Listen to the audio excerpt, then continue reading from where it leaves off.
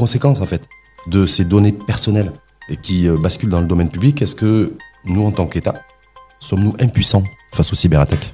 Donc c'est de la criminalité qui peut toucher n'importe quel État et n'importe quel pays, n'importe quel établissement. Mais est-ce qu'effectivement on a la confirmation C'est de exactement. l'identité même de ces présumés hackers? Une loi qui date de 2020, c'est une loi dépassée en 2025 automatiquement, vu le contexte. Dans le cas d'un piratage, d'une attaque et d'une cyberattaque, c'est toujours difficile. Le président du CNDP me dit qu'on est tous responsables. Oui, définissez, si vous permettez, la responsabilité de chacun. C'est de lancer un business ou bien un service public où la data est la colonne vertébrale, tu dois assumer. Technico-technologique et juridique, on n'est pas ouvert. Maintenant, On n'est pas prêt. Pour le citoyen, tout ce qui est intime doit être considéré comme censé pour l'État. Ce que je ne veux pas partager en tant que citoyen, ton obligation en tant qu'État est de protéger ce que je veux moi protéger.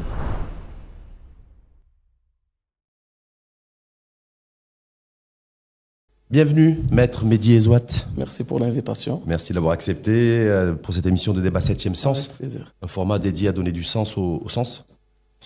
Je rappelle, maître Mehdi Ezouat, que vous êtes avocat au barreau de Casablanca, spécialisé dans le contentieux des affaires. Mais vous avez comme particularité, en tant que robe noire et avocat, de plaider pour une réforme de la législation nationale en matière de violation et de menaces numériques, Dans les digitales, caractères personnels, oui. dans le cas des données personnelles. Donc il y a beaucoup d'affaires, beaucoup de fuites de data, justement de données à caractère personnel ces derniers temps, des institutions, une fois de plus, d'ailleurs cette semaine, qui ont été attaquées, même si le ministère de la Justice a démenti, mais il y a encore des choses qui sont en suspens. Donc l'occasion de voir avec vous, Mehdi Ezouat, est-ce que nous sommes face à une forme d'impuissance face à ces cyberattaques? Vous, en tant qu'avocat, en tant que juriste, qui vous intéressez de très très près aux conséquences en fait de ces données personnelles et qui basculent dans le domaine public, est-ce que nous, en tant qu'État, sommes-nous impuissants face aux cyberattaques? Alors, tout d'abord, il faut définir le cadre général. Et il faut dire que maintenant, les cyberattaques dans le monde entier sont considérées comme étant une nouvelle forme du terrorisme. Donc c'est de la criminalité et, qui peut toucher n'importe quel État et n'importe quel pays, n'importe quel établissement. Ce n'est pas particulier au Maroc. Les gens ne doivent pas comprendre que le Maroc il est impuissant, on est faible. Non. Même les États les plus puissants, les plus anciens dans le domaine informatique maintenant subissent des attaques terroristes, de cybercriminalité, très violentes, plus violentes que ce qu'on a vu Quand au vous Maroc. qualifiez, vous dites en fait aujourd'hui, les attaques, cyberattaques, en fait, c'est du terrorisme. Personnellement, je considère que c'est une nouvelle forme du terrorisme. Oui, mais beaucoup Parce que c'est quoi le terrorisme? C'est un groupe de malfaiteurs qui essaie de toucher soit un groupe de personnes, soit des intérêts d'un État, pour une idéologie personnelle. Sauf que dans le cas précis maroco-marocain, on le voit depuis le début avril, hein, ça a commencé avec le ministère de l'Emploi, le 8 avril c'était la CNSS. Exactement, et l'attaque des sites sensibles. Des sites sensibles, sauf qu'il n'y a pas de rançon, il n'y a pas de contrepartie exigée, d'ailleurs par ce groupe de hackers, qui a revendiqué ces attaques, encore celle de cette semaine. Donc est-ce qu'on est face, vous, quand vous dites c'est du terrorisme, est-ce que c'est du terrorisme contre... Non mais cyberattaque, c'est quoi l'objectif des hackers? Ils font l'extraction des données et ils les vendent dans le dark web. Ça, on ne le sait pas aujourd'hui. Est-ce qu'on sait toutes ces datas qui ont été spoliées, si je puis dire, au niveau de la CNSS ou d'autres institutions qui ont été piratées? Mehdi Ezouat, est-ce que vous, en tant qu'avocat, homme de loi, est-ce que vous avez l'information comme quoi, effectivement, toutes ces datas de nos concitoyens, à caractère personnel, est-ce qu'elles ont été monétisées? Est-ce qu'elles ont été exploitées à des fins économiques ou pas? Je n'ai pas l'information exacte dans ce sens, mais par exemple, j'ai un ami sur les réseaux sociaux qui est un spécialiste de la cybersécurité et j'ai eu l'honneur de partager avec lui un panel récemment pour les Jeux de Paris et les Go Arabes à l'occasion de l'Assemblée. C'était au mois de mai dernier, ça. Générale, exactement, de l'Association mondiale de la presse sportive, et qui a mis sur son profil dernièrement une information que sur le dark web, il y avait des informations qui ont été piratées d'un site web, d'un site web officiel, institutionnel, d'un pays voisin, et les informations étaient en vente sur le dark web. Donc, par exemple, j'ai vu ça. Mais sauf que concernant Pour le Maroc, je ne sais pas, mais certainement, il y a aussi Parce que le problème maintenant de la cybersécurité, c'est quoi? De la cybercriminalité, c'est quoi? Parce que si je suis un technicien informatique, je peux parler de la cybersécurité parce que c'est technique. Mais moi, en tant qu'avocat, je parle de la cybercriminalité. D'accord? Pour la cybercriminalité, c'est quoi le problème? Le problème, c'est que nous n'avons pas un criminel identifié qu'on peut attaquer en justice. Là, il y a un groupe de hackers qui à chaque fois a revendiqué. C'est qui? On nous dit qu'il y a un groupe de hackers algériens qui a revendiqué le fait d'avoir piraté le site du ministère de l'Emploi, le site de la plateforme de la CNSS. On a pu identifier les membres de ce groupe. Comment on a su qu'il est un groupe de hackers algériens? On a identifié les personnes. Si on a identifié les personnes, nous avons les voies judiciaires pour les attaquer même en Algérie. Ça veut dire quoi? Ça veut dire que vous, en tant qu'avocat, parce que c'est intéressant, c'est tout l'intérêt de vous avoir en débat, hein, on nous dit qu'il y a un groupe de hackers algériens qui a revendiqué toutes les attaques depuis 3 mois, qui ont visé essentiellement des institutions, mais vous dites en même temps, mais est-ce qu'effectivement on a la confirmation de l'identité même de ces présumés hackers? Mais si ces hackers sont identifiés, on connaît au moins leur nationalité. Il y a des voies judiciaires que ces établissements publics peuvent poursuivre. Pourquoi il n'y a aucun établissement public aujourd'hui, selon vous, Maître Mehdi Ezouat, qui a décidé de poursuivre ce groupe de hackers? Parce qu'on n'a pas de preuves. Parce qu'on n'a pas de preuves sur l'identité de ces gens-là. Les groupes de hackers partout dans le monde. Oui, les États-Unis, parfois, ils croient ou là, ils confirment qu'il s'agit d'une attaque, d'une cyberattaque russe, l'Ukraine, la France, machin. Ça, oui, récemment, on assiste à ce genre d'informations. Mais si nous avons la certitude que ce groupe de criminels qui ont attaqué un site important institutionnel font partie d'une nationalité précise, il faut faire. Donc, est-ce que ça veut dire, que valeur aujourd'hui en fait ce groupe de hackers algériens dont on nous dit? Pour moi personnellement, je ne parle pas de notre débat, mais en général, le débat public, c'est un faux débat. Tout d'abord, il faut penser à revoir l'arsenal juridique marocain lié à ce sujet. Nous avons une loi sur la protection des données à caractère 0908 que je considère personnellement qui est maintenant dépassée et je l'ai écrit pas mal de fois dans oui, j'ai vu chez nos confrères de Challenge entre autres. Nous avons une loi 05-20 liée à la cybersécurité qui est devenue très fragile. C'est une loi qui date de 2020. Alors, on connaît tous, même à travers nos smartphones, que le domaine digital et informatique évolue d'une vitesse incroyable. Maintenant, même ChatGPT, quand tu fais la mise à jour, dans 15 jours, tu trouves qu'il y a des nouveautés exceptionnelles. Donc, on ne peut pas, pour moi, une loi qui date de 2020, c'est une loi dépassée en 2025 automatiquement, vu le contexte. Mais certains vous diraient, mais Mehdi Ezouat, vous qui êtes une fois de plus avocat, donc vous connaissez très bien les arcanes de la justice, qui est en pleine réforme d'ailleurs.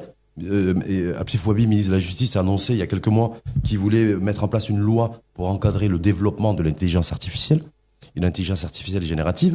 Donc pour l'instant, il n'est pas revenu là-dessus. Sur la cybersécurité, il ne s'est pas exprimé pour l'instant pour une refonte de cette loi qui a été votée en 2020. Cette impuissance, est-ce qu'elle n'est pas réelle chez nous, dans notre pays, dans le sens où on se dit, voilà, est-ce que la solution, elle est juridique?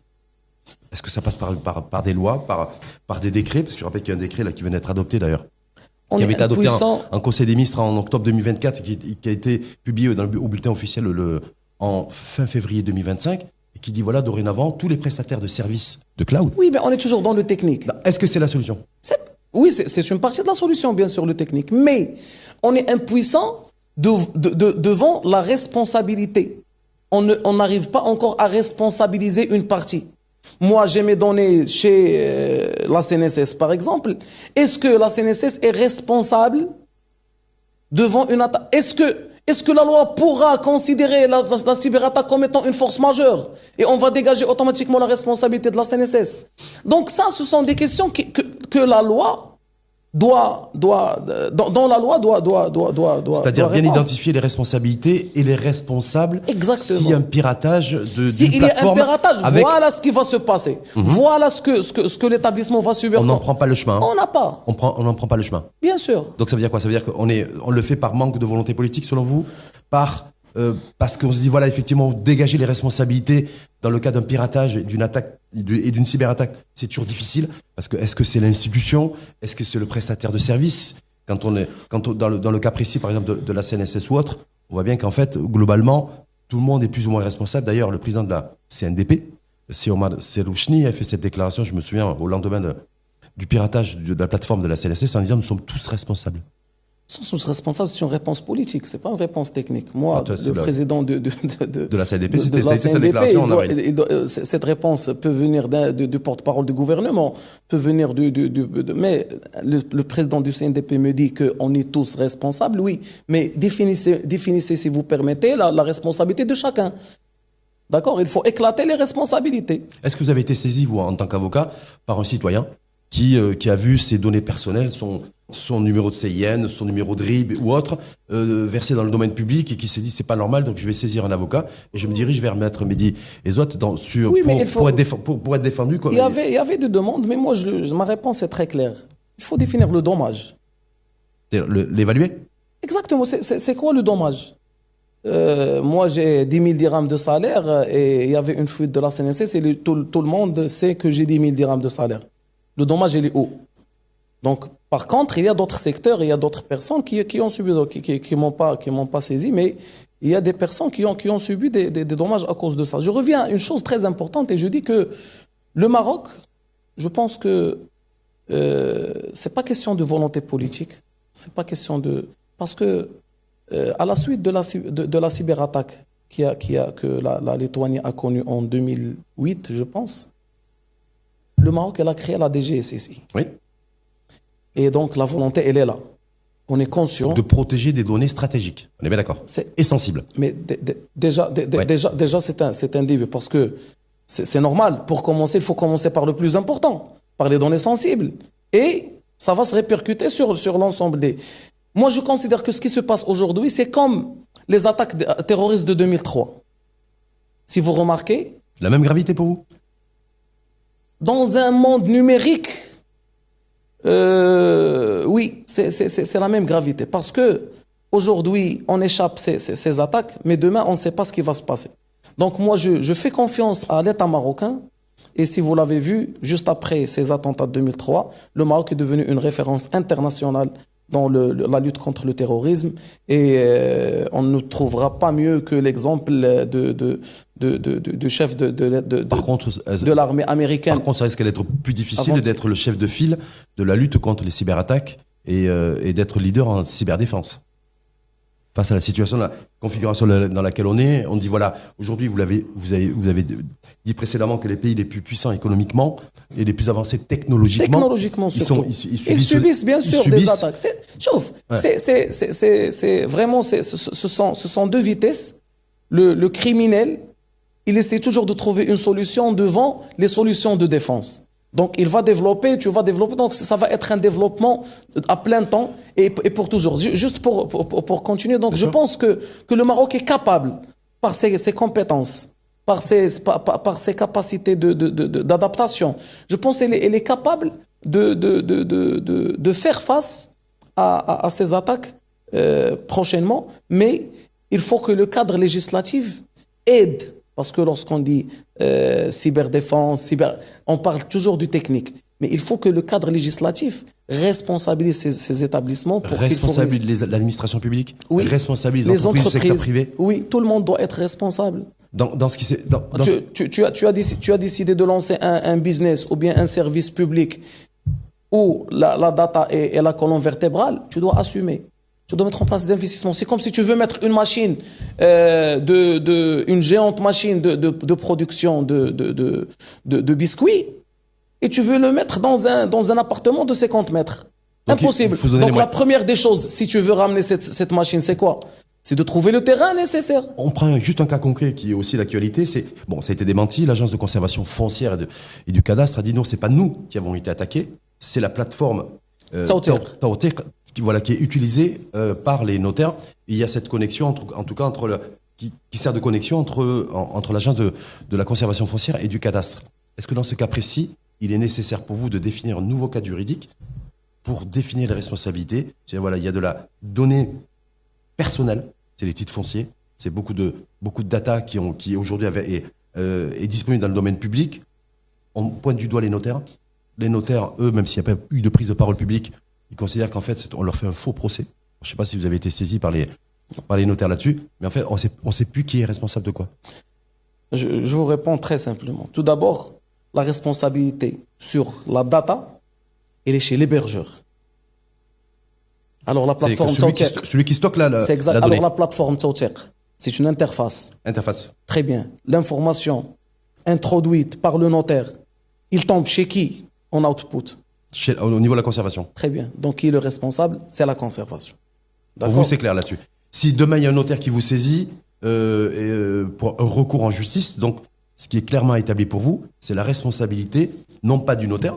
C'est pour ça qu'on parle de cloud souverain maintenant. Parce que le plus grand problème, c'est que nous avons encore quelques entreprises de taille importante qui hébergent leur site chez des hébergeurs étrangers. Et j'ai parlé de ça aussi dans une tribune pour le problème qu'on a eu sur un problème chez un opérateur télécom. Une coupe d'électricité en Espagne, les séquelles au Maroc. Parce qu'il y a une interconnexion. Nous avons compris que... On peut citer l'opérateur télécom, c'est Orange. Nous avons compris que nos données personnelles sont traitées à l'étranger. Est-ce que cet opérateur m'a demandé l'autorisation pour exporter mes données personnelles? Non. Donc le traitement, il a un cadre. Même le traitement, on parle de la loi 0908. Il faut avoir une autorisation pour traiter les données à caractère personnel. Mais on ne définit pas le cadre, le cadre géographique.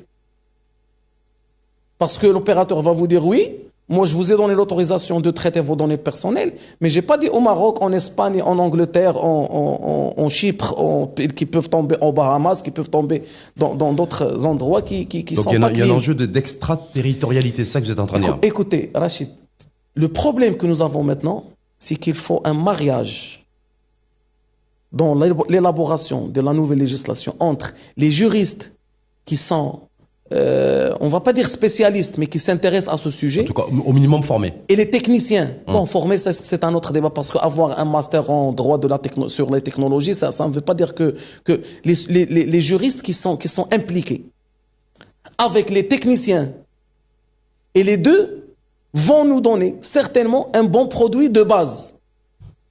Mais si on va ramener que des techniciens, ils ne vont pas comprendre l'enjeu juridique. Et si on va ramener que des juristes, ils ne vont pas prendre en considération l'enjeu technique. Donc, peut-être que moi, en tant que juriste, je balance des idées qui ne sont pas réalisables sur le plan technique. Et peut-être que le technicien balance une solution qui n'est pas acceptable sur le plan juridique. Donc, pour moi, il faut un vrai mariage entre les deux pour pouvoir mettre en place une bonne législation numérique, si on arrive à l'appeler aussi une cyber-législation, qui va nous ramener vers une position de leadership africain et continental en matière de cyberdéfense. Donc, en tout cas, Valeur, aujourd'hui, vous considérez qu'on est le 13 juin, vous considérez qu'on n'est pas, on est extrêmement vulnérable. Pas juste parce qu'il y a eu différentes attaques, mais c'est parce qu'en fait, fondamentalement, sur le terrain à la fois technologique et à la fois technico-technologique et juridique, on n'est pas couvert. Maintenant, on n'est pas prêt. On parle de deux choses différentes, Rachid. Premièrement, vulnérable, ne pas vulnérable, c'est technique. C'est juridique aussi, non? Non, juridique dans quel sens? Quand il y a un vide juridique. Le juridique va intervenir pour pousser le technique à renforcer sa sécurité. C'est là où je parle de la responsabilité. C'est la clé. Maintenant, nous avons la vulnérabilité. C'est technique. Le juridique, qu'est-ce qu'il va faire? Il va intervenir pour responsabiliser l'auteur, ou bien l'auteur d'un côté et l'opérateur qui traite les données personnelles, par exemple. Est-ce que ça veut dire qu'aujourd'hui, rien que sur la base des fuites de data, de données à caractère personnel en matière de données, il y a très peu de personnes a priori qui a saisi la justice comme recours en tant que citoyen. Est-ce que du coup, on s'éloigne de... C'est culturel aussi. C'est culturel. Mais les gens, ils sont victimes des agressions. Les gens, ils sont victimes des agressions dans la rue, ils ne déposent pas plainte. Ça, c'est culturel aussi. Donc ça veut dire qu'en fait, il n'y a pas de pression exercée par les citoyens pour pouvoir, Oui, d'un point de vue juridique, pour oui, pouvoir peser oui, sur le d'un sur point le de vue technique. sociétal, Oui. les Marocains ne mettent pas de pression sur la criminalité. Je vous dis un exemple, il y avait des statistiques qui ont été publiées. Les gens victimes des agressions dans la rue, ils ne déposent pas des plaintes.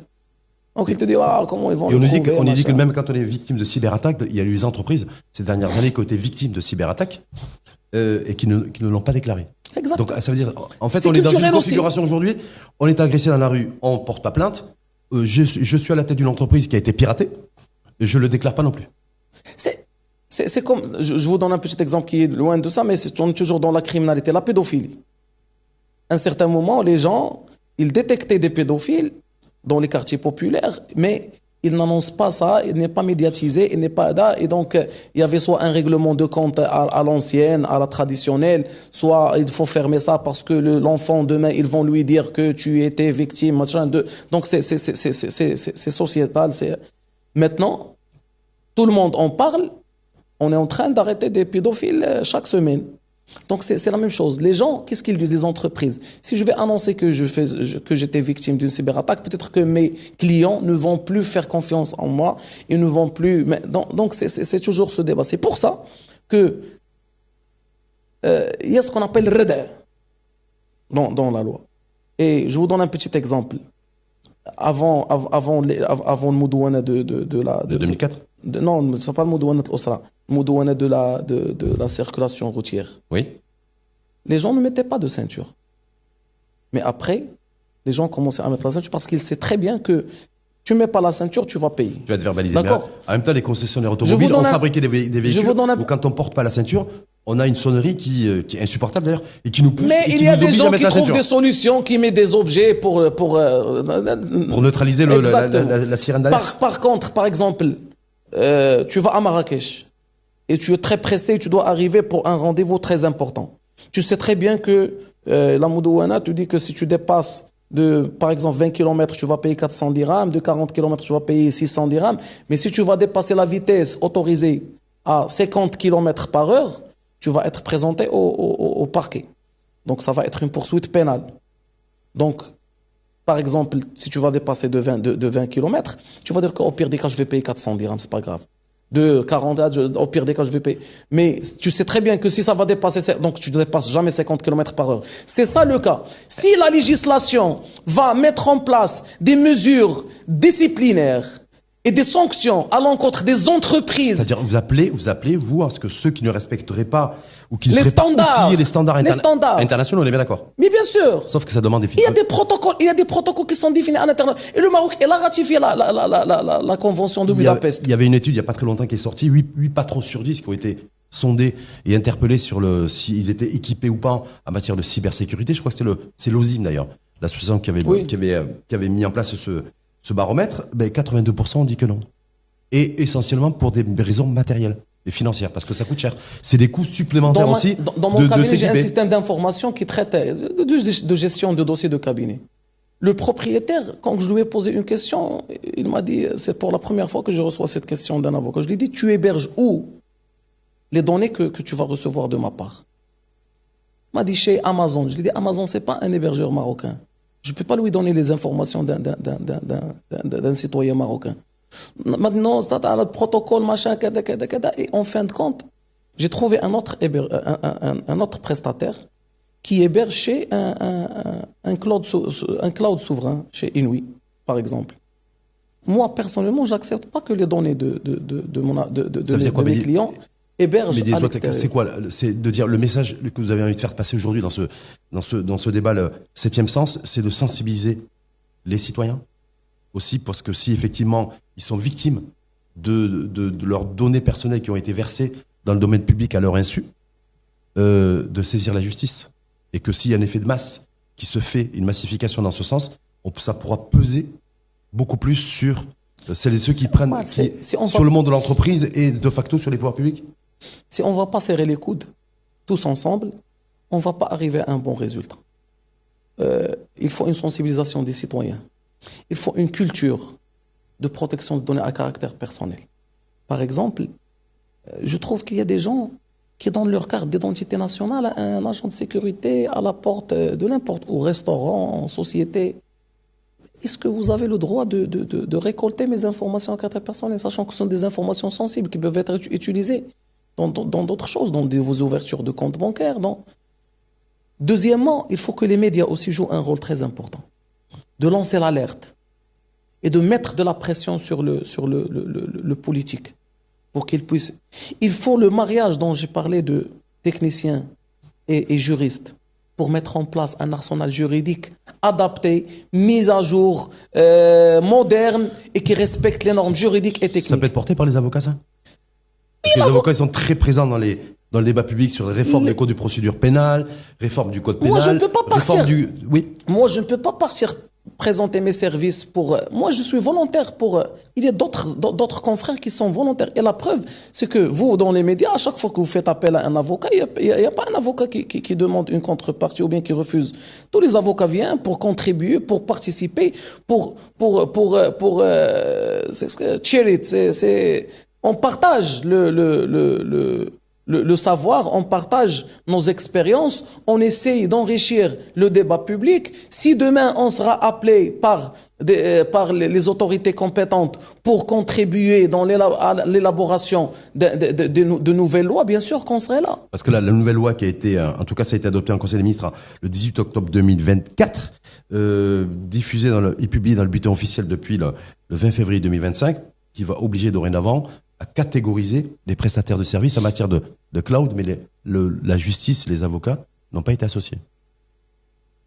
Donc est-ce qu'on risque pas de se retrouver justement dans un nouveau cadre juridique qui ne va pas être adapté, en tout cas qui ne répond pas du tout aux attentes? C'est-à-dire les avocats n'étaient pas associés à ça. Ils n'ont pas été contactés par les autorités compétentes. Par le gouvernement, par le ministre de la Justice. C'est un projet de loi qui a été validé en Conseil des ministres en octobre 2024 et qui est effectif depuis fin février 2025. D'accord. Voilà. Et moi, je découvre ça, donc je me dis, j'ai la chance et le privilège d'avoir un avocat en face de moi. Je me dis, est-ce que les avocats ont été associés? Je ne sais pas. Non, je pense pas que le ministère va travailler sur un projet pareil sans faire appel à 2 ou 3 avocats qu'il voit